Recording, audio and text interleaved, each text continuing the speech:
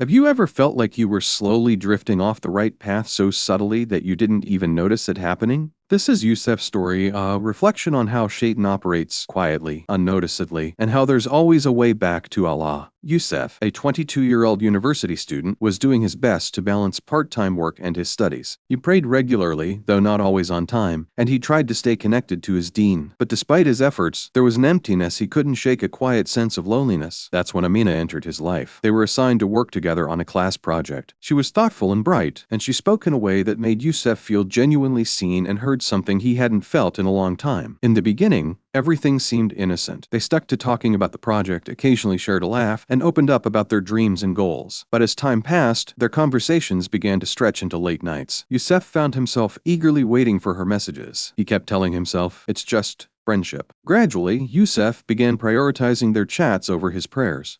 He'd skip a salah here and there, promising himself he'd make it up later. But often he didn't. He was losing his spiritual grip, but the guilt that crept in was easier to silence than to face.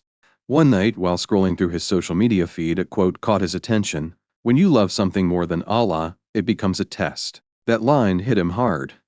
It pierced right through his chest. In that moment, he recognized how far he'd wandered without even realizing it. That night, for the first time in a long while, Yousef turned to Allah in sincere dua. His voice trembled as he asked for clarity, for guidance, and for the strength to make a change. The next day, he reached out to his local imam. He opened up, sharing everything he had bottled up inside. The imam listened with compassion, then gently reminded him that true love, the kind that brings peace, begins with loving Allah first. He encouraged Yousef to take a step back from the relationship and start rebuilding his bond with his Creator. It wouldn't be an easy path, but it was the right one for his heart and for his Iman. Letting go wasn't easy. Yousef missed the warmth of their conversations and the comfort Amina gave him, but he slowly began filling that space with late-night tahajjud, remembrance, dhikr, and time with the Quran. He started attending Islamic lectures and became part of a youth group at the masjid. There, he met brothers who uplifted him. Day by day, Yousef felt the weight on his chest start to lift. He felt a quiet joy returning to his heart, a peace that only comes with nearness to Allah. One verse in particular became his anchor. "And whoever fears Allah, He will make for him a way out." Quran 65:2-3.